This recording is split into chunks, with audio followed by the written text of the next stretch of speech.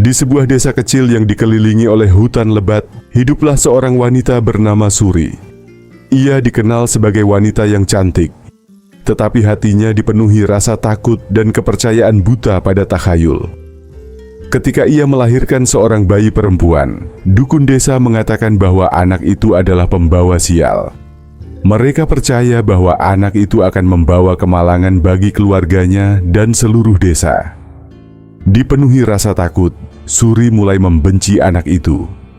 Ia tidak melihat bayinya sebagai anugerah, melainkan sebagai beban yang harus ia singkirkan.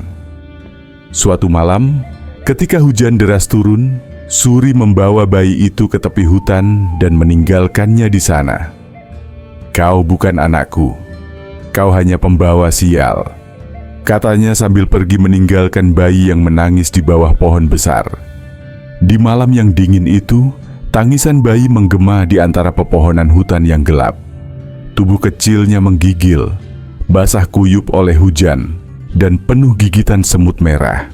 Kulitnya yang lembut memar karena gigitan, tetapi tangisannya terus menggema, seolah-olah memanggil siapa saja yang mau mendengar penderitaannya. Seekor kera betina yang tengah mencari makan di sekitar hutan mendengar suara itu. Awalnya ia berhenti sejenak, mengira suara itu adalah ancaman. Namun rasa ingin tahunya memaksanya untuk mendekat. Saat ia tiba di tempat asal suara itu, kera betina itu melihat pemandangan yang memilukan.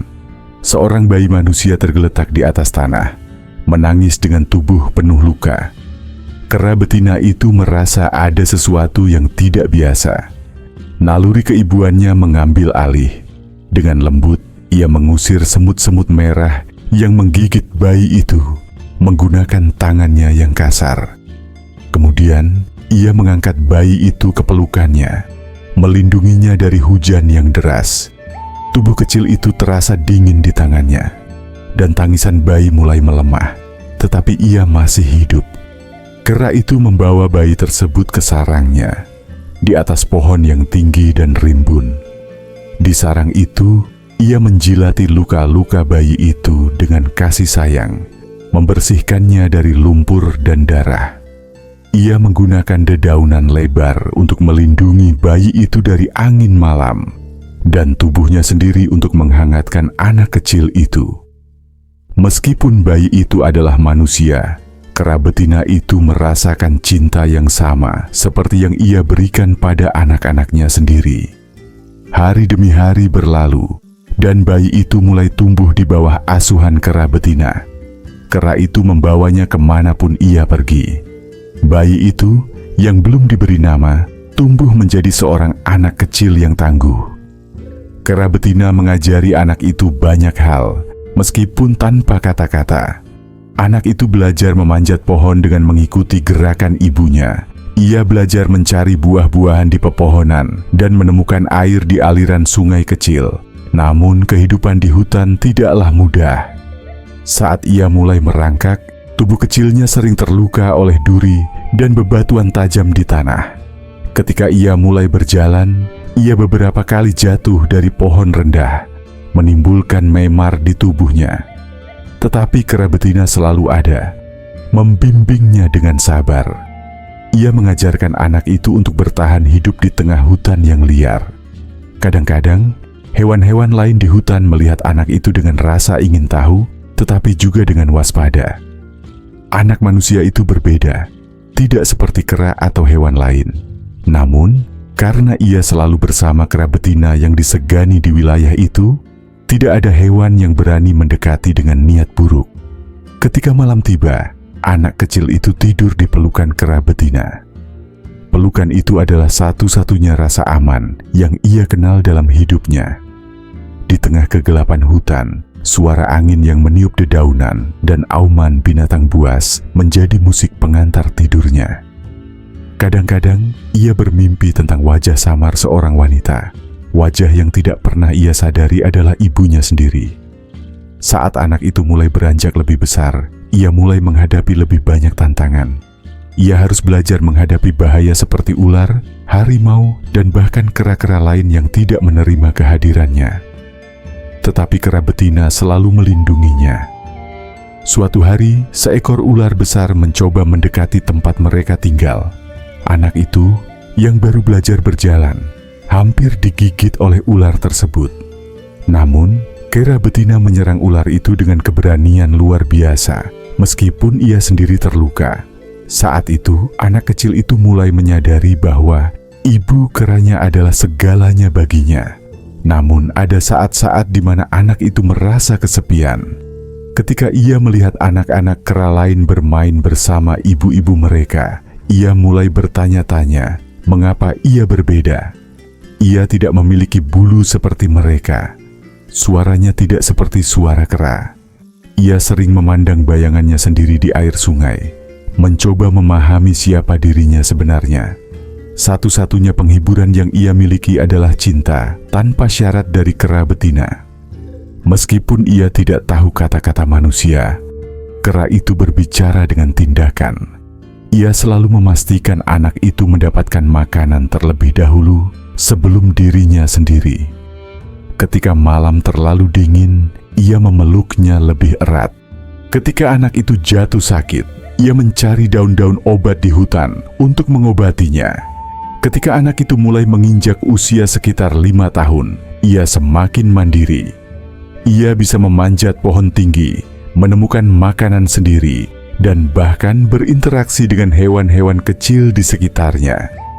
Tetapi hatinya masih dipenuhi pertanyaan tentang dirinya. Kenapa ia berbeda? Kenapa ia merasa kosong, meskipun hutan adalah rumahnya? Pada suatu malam yang tenang, anak itu duduk di dahan pohon besar, memandang bulan yang bersinar terang. Ia merasa ada sesuatu yang hilang dalam hidupnya, sesuatu yang tidak bisa diberikan oleh hutan atau kera betina. Ia tidak tahu bahwa di suatu tempat, di desa yang jauh, ada seorang wanita yang menangisi dosa-dosanya karena telah meninggalkannya. Namun saat itu, anak itu hanya tahu satu hal. Ia akan bertahan, tidak peduli seberapa sulit hidup di hutan. Dengan setiap luka dan setiap pelajaran, anak itu tumbuh menjadi seseorang yang kuat, tangguh, dan penuh kasih sayang. Ia adalah anak hutan sejati, tetapi jauh di dalam hatinya, ia tetap seorang manusia yang mencari jawaban tentang asal-usulnya. Dan perjalanan panjangnya baru saja dimulai.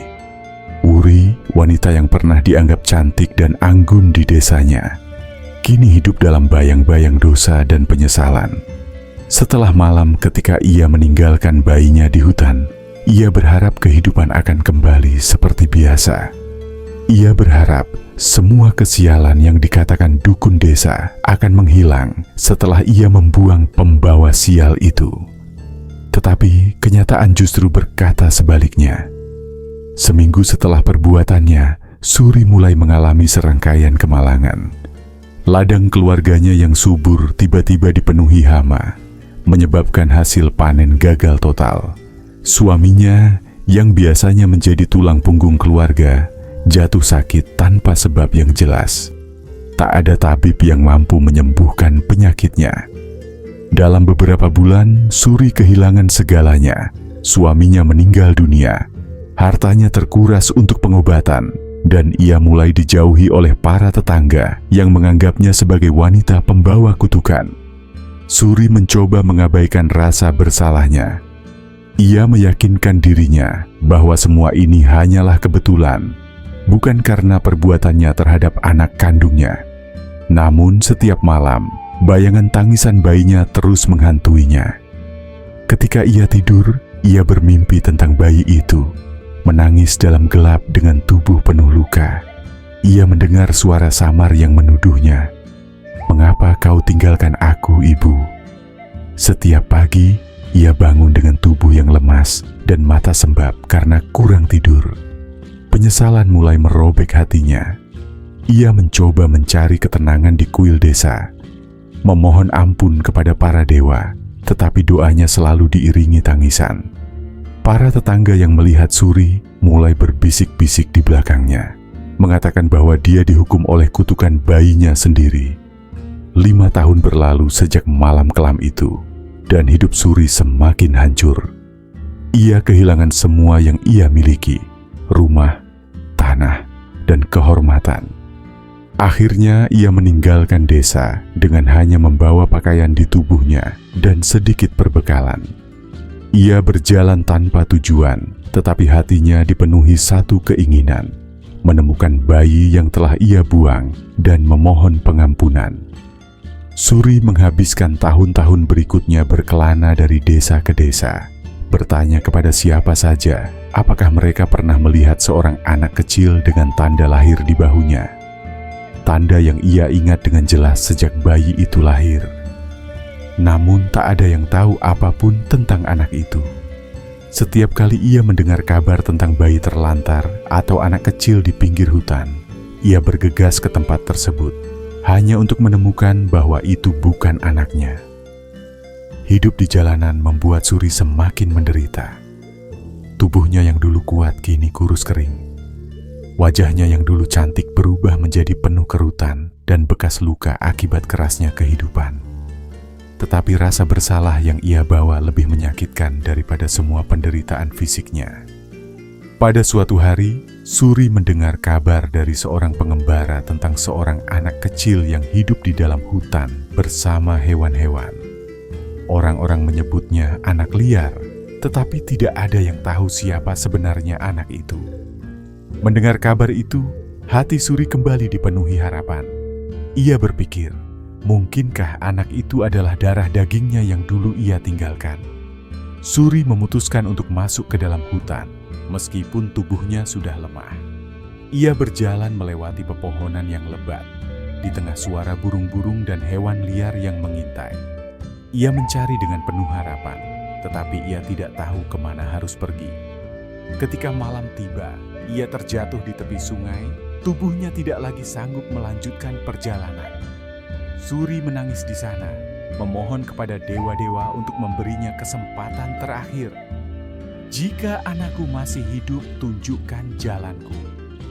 Jika aku tidak pantas bertemu dengannya, biarkan aku mati di sini, katanya lirih. Hutan terasa sunyi sejenak, seolah-olah mendengar doa terakhirnya. Namun Suri tidak tahu bahwa anak yang ia cari selama bertahun-tahun sebenarnya telah berjalan keluar dari hutan, mendekati dunia manusia. Takdir memiliki rencana lain untuk mereka. Beberapa hari kemudian, di sebuah desa kecil dekat hutan, Suri terjatuh sakit. Tubuhnya terlalu lemah untuk melanjutkan pencariannya. Ia terbaring di tepi jalan, tak ada seorang pun yang peduli padanya. Orang-orang menganggapnya sebagai pengemis tua yang tidak berharga.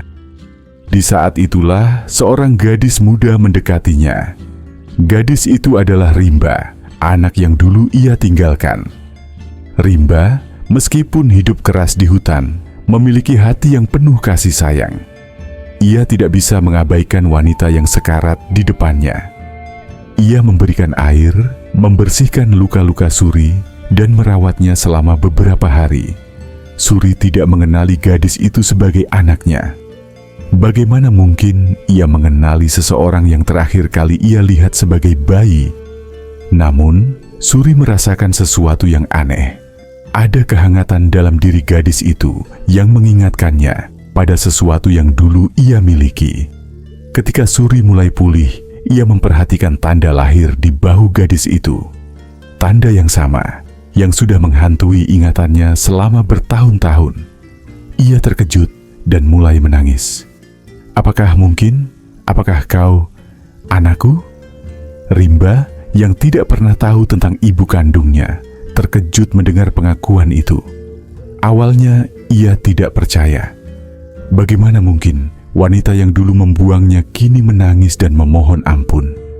Tetapi ketika ia mendengar cerita Suri tentang malam ketika ia ditinggalkan di hutan, Rimba tahu bahwa wanita ini adalah ibunya. Meskipun hatinya penuh dengan luka, Rimba memutuskan untuk memaafkan Suri. Aku tidak tahu bagaimana rasanya memiliki ibu, tetapi aku tahu bagaimana rasanya hidup tanpa cinta. Aku memaafkanmu, tetapi aku tidak bisa tinggal bersamamu, kata Rimba dengan air mata mengalir di pipinya. Suri menangis dan memohon agar Rimba tetap bersamanya. Tetapi Rimba tahu bahwa kehidupannya ada di hutan, bersama alam yang telah menjadi keluarganya. Ia meninggalkan Suri dengan berat hati, tetapi tidak dengan kebencian. Suri, yang akhirnya mendapat pengampunan dari anaknya, merasa hatinya lebih ringan.